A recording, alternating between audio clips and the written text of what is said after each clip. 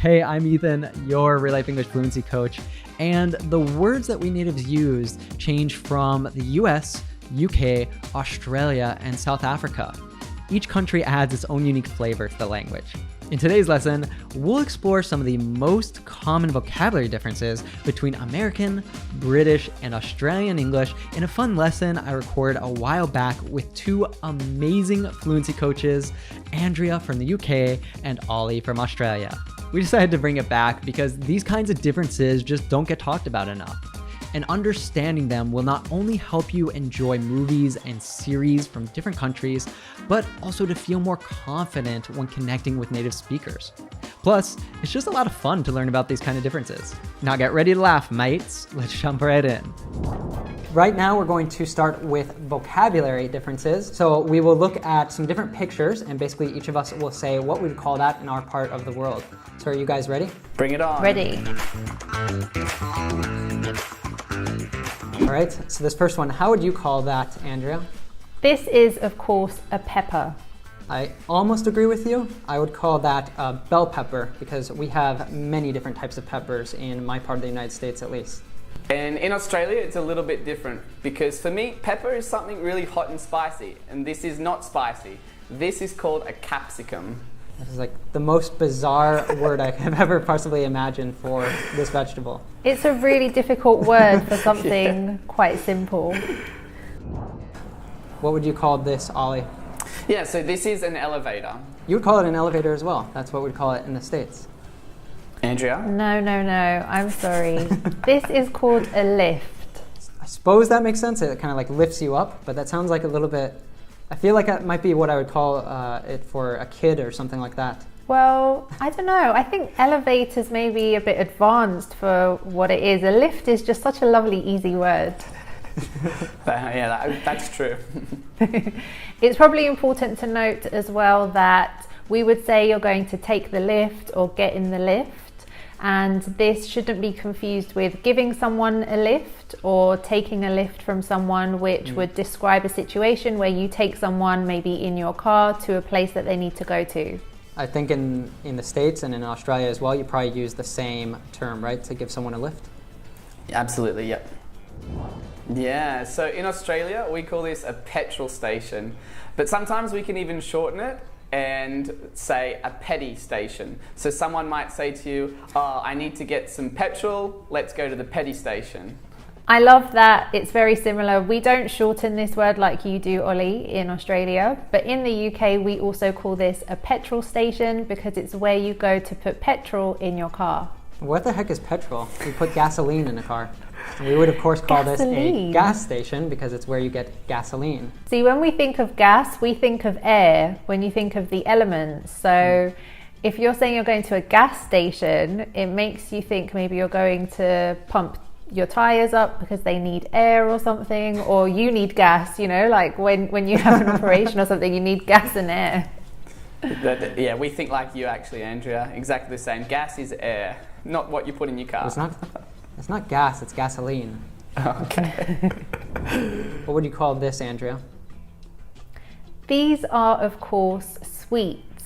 For us, if you say sweets, we could actually say that as well, but it might also refer to like anything sweet. So if you have a sweet tooth, you might want like a cupcake, you might want a pastry or something like that, and those could all be sweets. For us, this certain type of sweet we would call candy. Okay, and down in the land down under, in Australia, we call these lollies. Lollies? Like a lollipop? Yeah, I mean, well, we actually call a lollipop is a lollipop, and these are lollies with IES. But are they on sticks and things? No, they're not on sticks. I guess like lolly is even more general than sweets. What would you call the place where you buy this? Would it be a lolly shop? Oh. I don't even know if we have these types of stores. I don't think That's a good question. Yeah. You have a sweet tooth, do you don't have go to candy Australia. stores? We have candy stores, yeah. Oh. And we'd call it the sweet shop. The sweet shop. The lolly shop. In the States, if you say that, it's like, that shop is sweet. Like, it's a really great shop. I love how we have all different words for this one. We've got 3 words there for one thing. So moving on to the next one, this of course would be called a drugstore or maybe even a pharmacy. Yeah, so in Australia, we could call this a pharmacy, and you can also call it a chemist. I'm with you there, Ollie. In the UK, we call this a chemist, but you could also call it a pharmacy.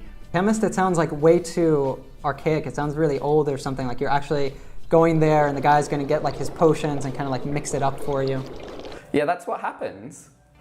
So in the UK, if you told someone you were going to the drugstore, they'd think that's where you're going to buy drugs, like narcotics, because we don't call this drugs, we call it medicine. All right, so moving on to the next picture.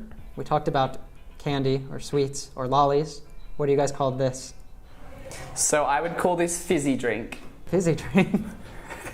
That sounds like a great thing to call it for kids, again.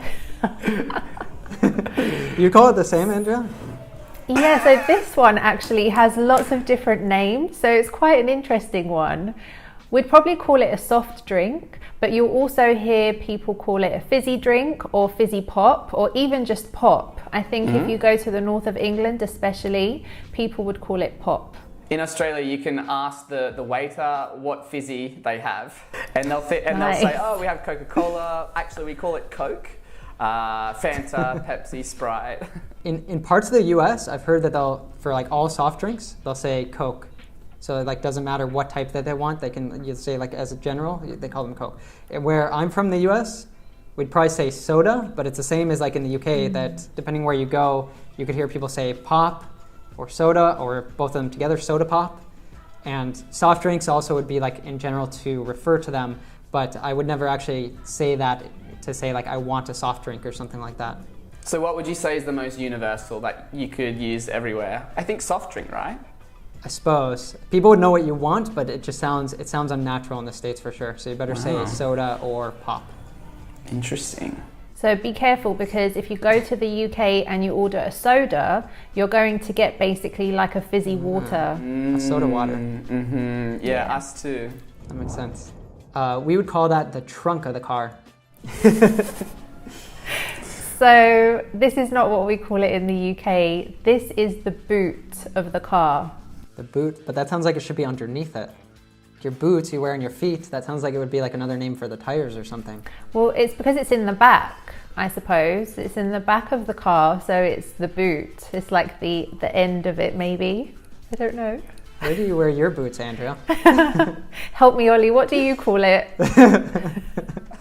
Well, we also call it the boot of the car. I had never heard trunk before until I met my fellow Americans. So it's definitely the boot of the car. Ethan, you're outvoted on that one. You're voted off of the island. Yeah. So I suppose trunk because that's like another name for suitcases. Oh, I see. So like that's what you put your suitcases in, and it's what there's a lot of space for you to put things in. So that's why you call it a trunk. Exactly. So if you call this the trunk, what do you call the front of the car? The front is the hood. Interesting. I would say bonnet. Same here. We call it the bonnet. The bonnet. That sounds really old as well. You calling us old, Ethan? Old-fashioned, right? By the way, we're learning a ton of expressions in English today. And I know it can feel frustrating trying to remember and use them. If you want to speak naturally, it's not enough to just take note of them. You need to practice them until they're automatic. And that's exactly why we created the Real Life English app. You'll see for yourself that our flashcards work like magic because they use smart technology that brings back words for review right when you're about to forget them. Just 10 to 15 minutes a day, and these expressions will become a part of your natural vocabulary forever. So don't just watch this lesson, experience it. Just tap the link down in the description below to get free premium access to this lesson now. All right, I believe I'm looking at liquor bottles. So we talked about soft drinks, and I think in all cases of English, we could also call these like hard drinks. But what would you call a store where you buy these? I think I've heard it in Australian, so I wanna hear what Ollie has to say. In Australia, we call this a bottle-o. I think that's like the best possible name that you could have for it. It's like so strange. Because it sounds like also, it's a really good name because it sounds like whoever invented that name for it was maybe a little bit drunk. So it works perfectly. Yeah, exactly. Wow. What about you, Andrea? I haven't heard that before. That's a completely new one for me. So, well, this is a tricky one actually, because in the UK, you can buy this in many different places. So there are some shops that just sell alcohol, and these are called off licenses. So you would say, I'm going to the off license to buy something, but you can buy this in other shops as well. You can buy it at the supermarket. Lots of people will probably buy it at the supermarket nowadays, but you do still have some off licenses. We can't buy alcohol in the supermarket at all. It's illegal, so we have to go to the bottle-o if we want to buy some hard liquor. Okay. Now, both of your guys, I find them really bizarre. I think ours is a lot better name for it, and we're in the same boat with Australia. Depending on the state that you're in, you can't buy it at the supermarkets. You have to go to a liquor store, which a liquor store is a store that sells liquor. But So it what kinda is makes liquor, perfect sense, right? Ethan? Liquor is hard alcohol, right? We have also like a really good, there's like I guess it's a poem that fits really well with this that says, candy is dandy, but liquor is quicker. I like that one.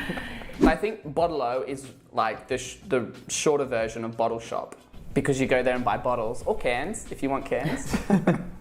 Okay, we only have 2 of these left. I believe this one is referring to the actual room that you're supposed to go to. So I would call it the bathroom, like I have to go to the bathroom, or where's the bathroom? Well, are you going to have a bath?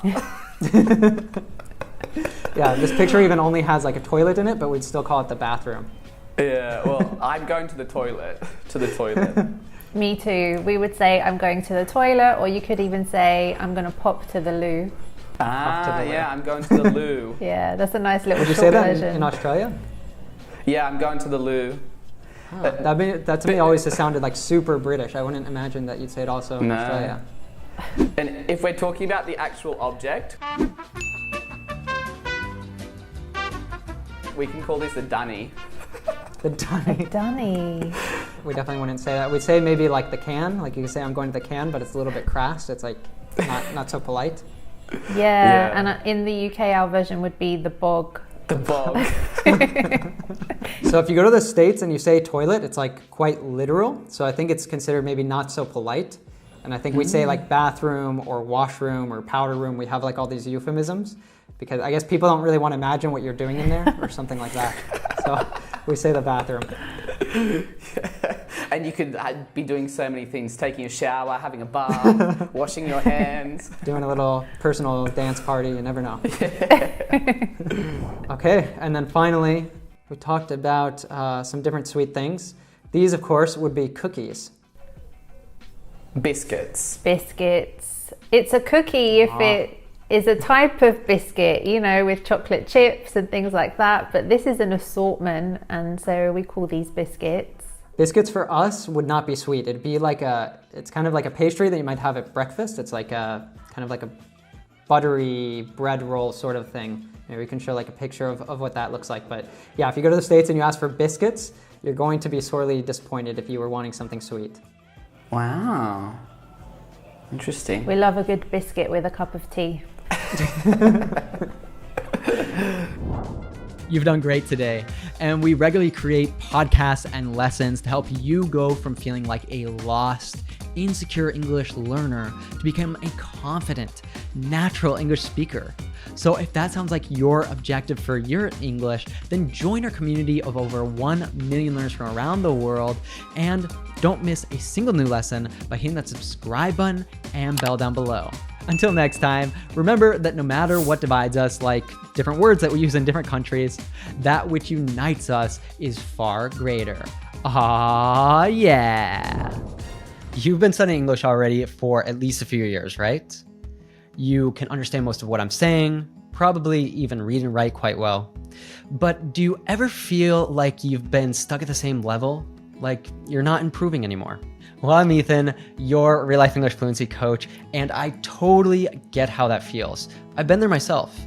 As I was learning 6 other languages and teaching thousands of English learners around the world, I kept seeing the same pattern. We study so much, try everything, and still feel stuck. The thing is, it's not just about studying harder. It's about being smart and focusing on the few things that will actually help you to level up from intermediate to advanced.